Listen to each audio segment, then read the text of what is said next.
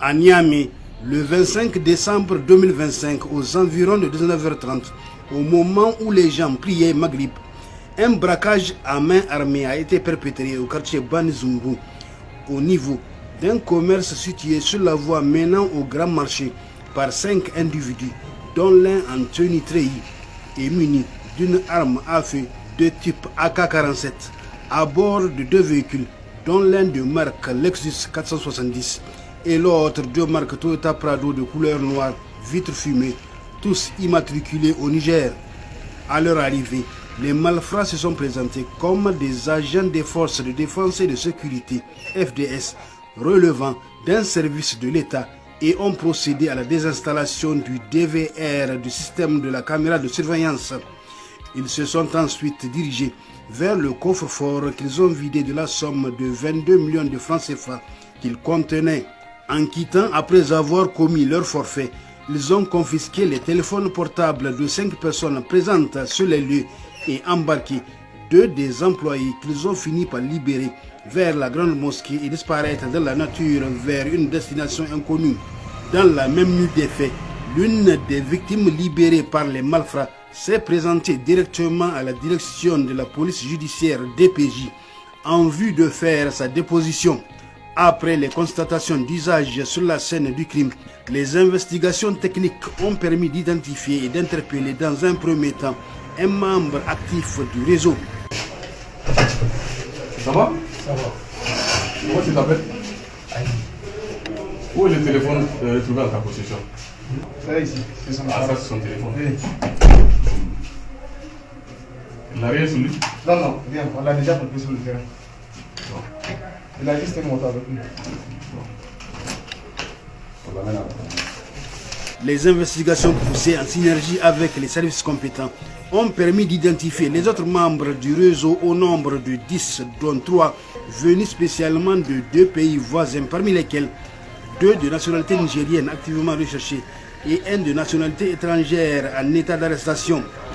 En somme, 8 individus sur 10 âgés de 30 à 66 ans ont été interpellés, dont 5 civils, dont un Nigéro-béninois, 2 agents FDS à la retraite, dont un multirécidiviste, un agent FDS en activité. Il ressort des investigations que le braquage perpétré est né de la volonté criminelle de 2 civils transitaires de leur État, dont l'un fut le principal transitaire de la victime. En effet, le projet criminel est né depuis le mois de novembre 2025, lorsque les 2 amis avaient nourri l'idée de braquer une boutique de la place. Ainsi, l'un des transitaires a proposé à son collègue, un commerçant de la place, pour le compte de qui il avait travaillé. Son collègue a décidé à son tour de financer l'opération. Pour réussir leur forfait, le transitaire argentin a fait venir 3 individus spécialisés dans le braquage à main armée de la sous-région, avec chacun un rôle précis à jouer, tout en prenant en charge les frais de transport, le loyer mensuel d'une villa équipée au quartier Recasement à 300 000 francs CFA pour leur séjour.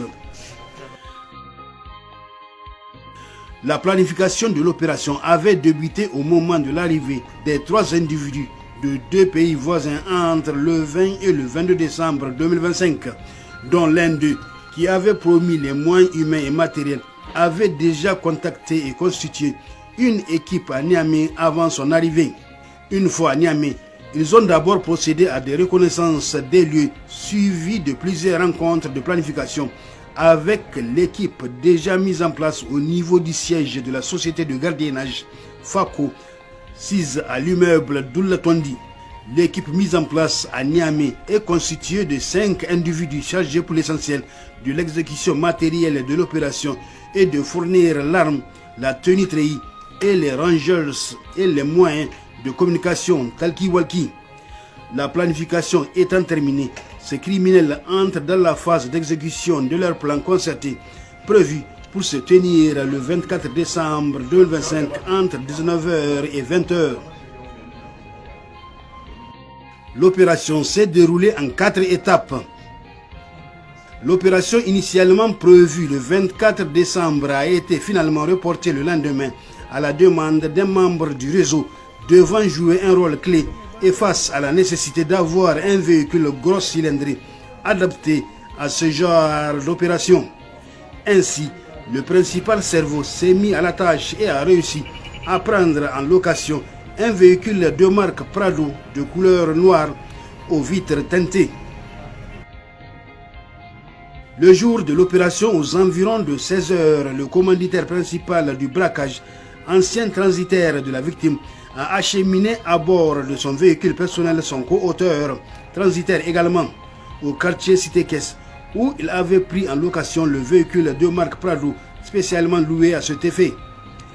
Ainsi, son co-auteur était chargé de conduire le véhicule au niveau de l'échangeur Malibéro, où deux des individus venus de l'extérieur les attendaient. Ils avaient ensuite payé un plastique de couleur jaune à 1000 francs pour cacher la plaque d'immatriculation du véhicule Prado.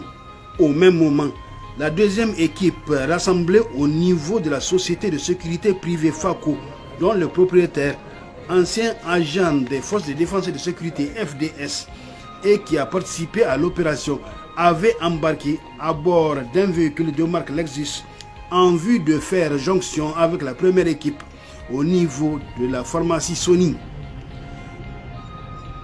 Aux environs de 19 h, le véhicule de marque Prado, conduit par le principal commanditaire avec à son bord 4 autres individus, dont un ex-agent FDS habillé en tenue militaire et armé d'une AK-47, a fait mouvement à destination de la boutique. Quant au reste de la bande, au nombre de 5 évoluant dans le véhicule de marque Lexus, ils avaient parqué le véhicule au niveau de la pharmacie Sony et avaient pour rôle de manœuvrer à pied pour faire le guet aux alentours de la boutique.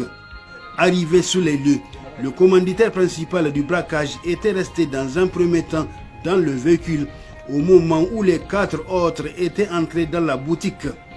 Quelques instants après, étant un habitué des lieux, il les a rejoints pour leur montrer l'emplacement exact du coffre-fort que l'individu, habillé en tenue militaire, avait vidé de son contenu pour verser le tout dans un sac trouvé sur place. Après le forfait, ils avaient confisqué tous les téléphones des personnes présentes avant d'embarquer 2 employés de la boutique qu'ils ont fini par libérer dans les environs de la grande mosquée au quartier Abidjan. Après coup, les 2 équipes se sont retrouvées au niveau du bureau de la société de gardiennage FACO pour le partage du butin. Ce qu'il faut souligner et saluer, c'est la promptitude de la PJ qui a mis hors d'état de nuire cette bande de malfrats. Pour une lutte efficace contre l'insécurité sous toutes ses formes, la population est appelée à collaborer davantage avec les FDS en signalant urgence, crimes et comportements suspects à leur numéro vert 4040 pour les forces armées nigériennes FAN, 4000 pour la gendarmerie nationale, 280 pour la garde nationale et 8383 pour la police nationale.